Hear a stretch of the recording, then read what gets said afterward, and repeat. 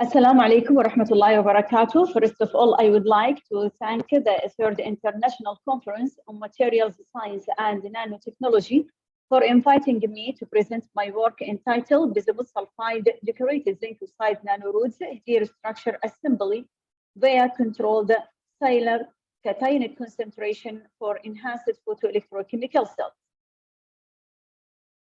My presentation outline includes the background of study, objective of study, methodology, result, and discussion conclusion, and I will end this presentation by acknowledgements.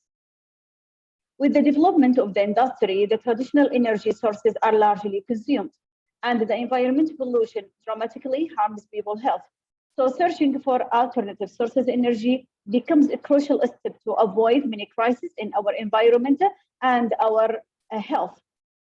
The alternative sources of energy should be reliable, workable, eco-friendly, and low-cost effective. Among the alternative sources of energy, solar energy is an ideal choice because of its unlimited and eco-friendly features. Currently, there are many solar converters under the scope of the research. My study centered on one of them, that is photoelectrochemical cells, which is the simplest amongst other methods. And as you have seen here, the working electrode is the core of the photoelectrochemical cell. Currently, semiconductor nanomaterials have been strengthened as a photoanode in photoelectrochemical cells and is growing rapidly. In addition, owing to their outstanding structure, flexibility, along with other appealing characteristics, metal oxide semiconductor nanomaterials thin film have gained more attention in the scientific community. Although the zinc oxide has excellent electronic and optical properties such as wide band gap energy, 60 milli-electron volt excitonic binding energy, high electron mobility, but the wide band gap energy of the zinc oxide 3.37 electron volts absorbs a small portion of the visible light. Therefore, we need to enhance the ability of the zinc oxide nanorod of harvesting the visible light. Narrow band gap energy metal chalcogenide semiconductor have been selected amongst other strategies such as dye doping and photosensitizer. Another problem can we face, which is a high recombination rate of narrow band gap energy, in our case today, bismuth sulphide. So nanocomposite materials, I mean metal chalcogenide over the metal oxide-based semiconductor nanofilm, have become quite crucial in the solar conversion technologies because of their great efficiency, flexibility, and stability. Actually, bismuth sulphide sensitized zinc oxide nanorods have been successfully made, but only limited reports have been done on the bismuth sulphide toward the BEC application, and the obtained photocurrent density and photoconversion efficiency need to improve. Therefore, this study aims to synthesize a cascade structure of bismuth sulphide zinc oxide nanorod at different concentrations of a cationic solution by using SILAR technique to achieve an enhancement in the photoconversion efficiency of the zinc oxide nanorod BEC application. For the method that we have already used to obtain the binary heterostructure, first of all, started with the sol-gel spin coating. Zinc acetate dihydrate and diethanol amine as stabilizer were chosen as a starting material, and the ethanol solution was used as a solvent. The precursor solution stirring at 60 degrees centigrade for 30 minutes and aging at room temperature for 24 hours. After that, the spin coating, as you have seen here, was conducted by utilizing approximately around 100 microliter of the obtained colloid solution using the spin coater. Then after that, the resultant was subjected to the annealing at 350 degrees centigrade for 1 hour with heating rate of 2 degrees per minute. To decompose of the organic byproduct and obtain well-crystallized zinc oxide thin film. The obtained result from this step was used as a substrate to grow the zinc oxide nanorod using the growth precursor solution, which consisted of zinc nitrate and hexamethanol tetraamine. 0.04 molar has been used as the concentration of the starting material. So the zinc oxide nanoparticles, seed layered samples were loaded in glass pails, upside down facing the wall, and after that loaded in preheated silicon oil at 110 degrees centigrade for 4 hours. Then after that, keep it to cool down at room temperature and rinsing thoroughly using deionized water.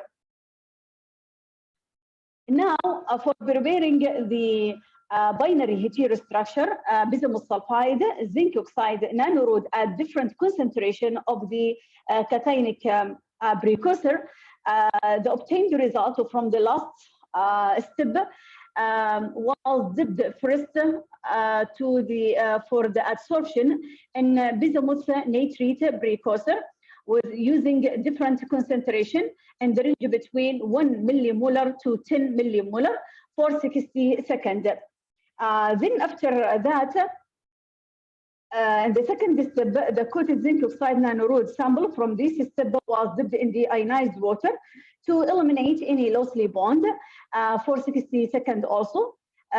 Subsequently, the resultant was dipped for 60 seconds in solution for the reaction with Na2S and followed again by deionized water for 60 seconds for rinsing.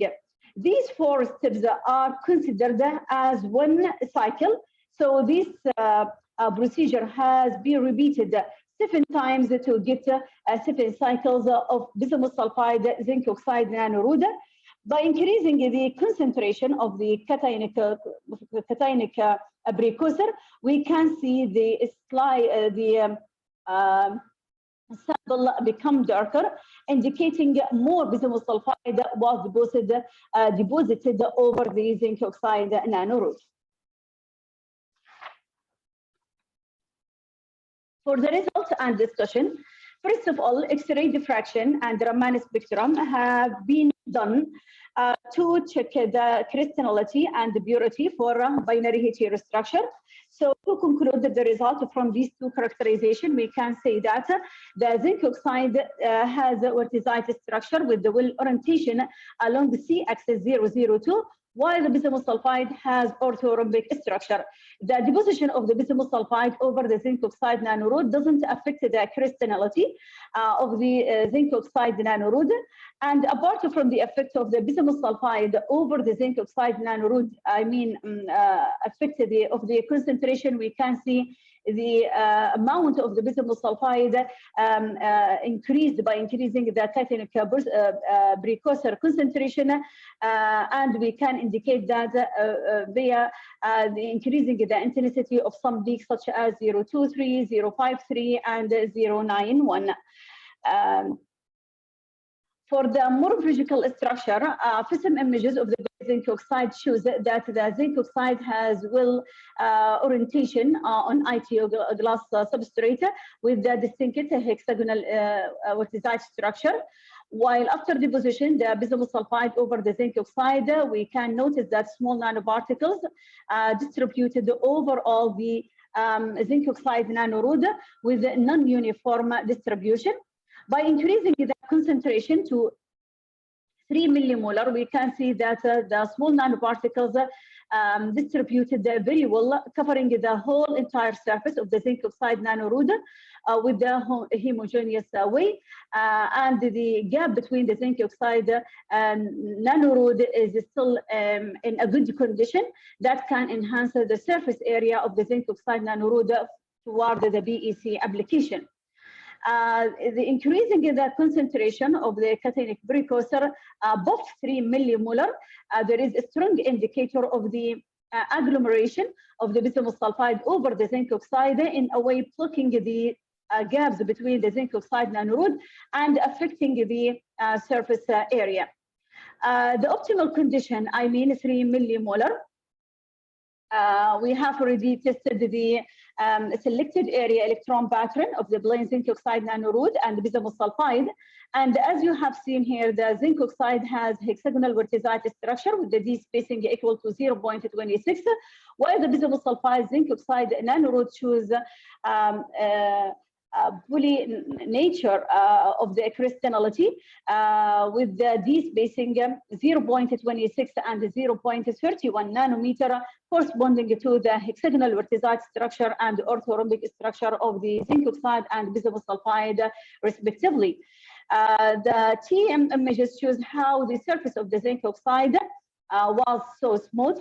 After deposition, the bismuth sulfide, I mean 3 millimolar, we can see small nanoparticles distributed very well over the zinc oxide nanomorod with the diameter equals to diameter equals to 7 nanometer.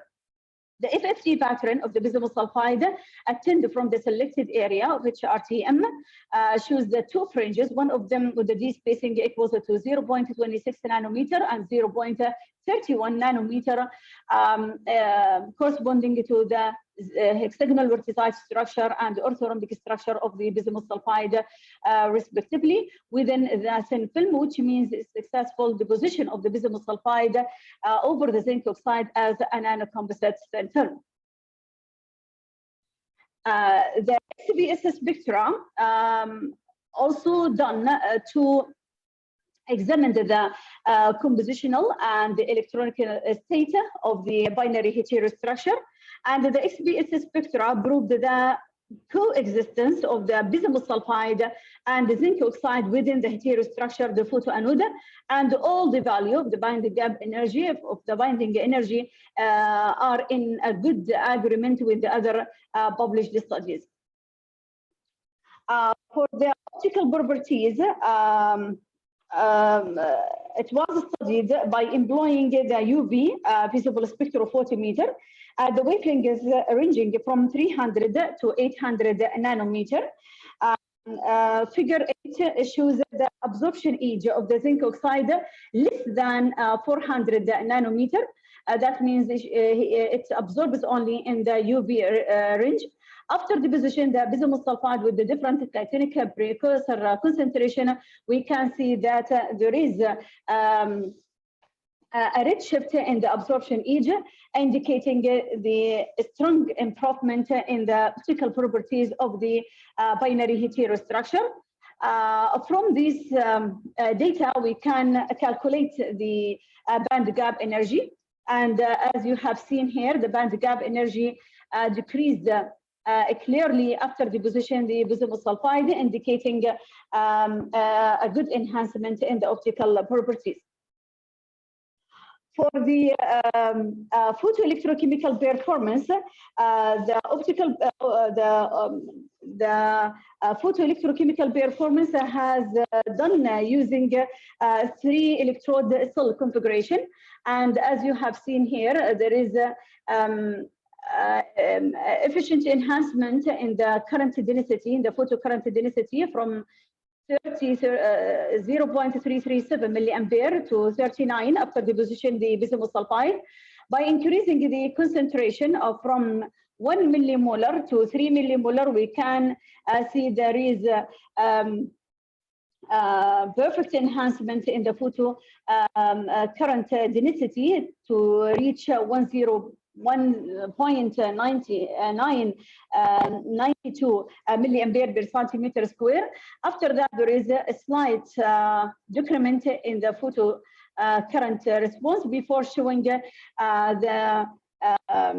abrupt decrement in the photocurrent density by increasing the concentration to 10 millimolar as a result of the agglomeration and the excess amount of the bismuth sulfide makes a recombination center that can decrease the photocurrent density. That's also reflected in the photoconversion efficiency.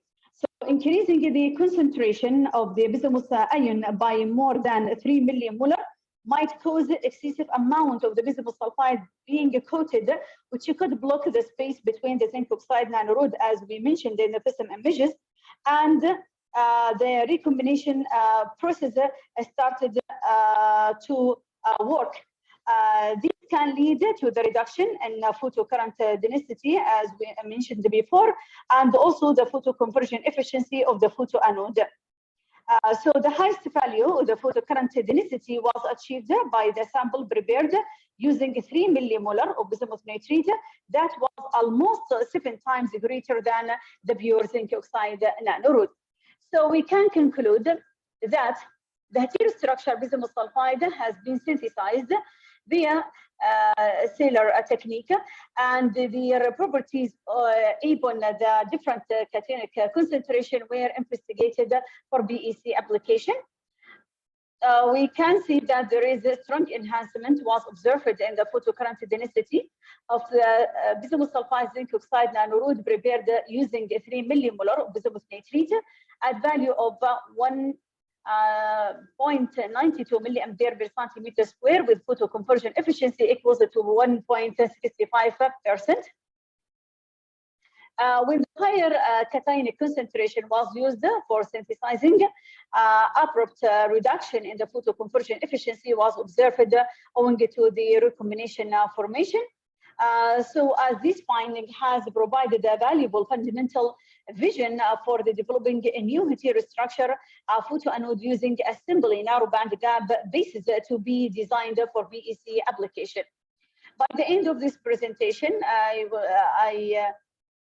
wanted to thank again the ICMSN committee organization for this invitation.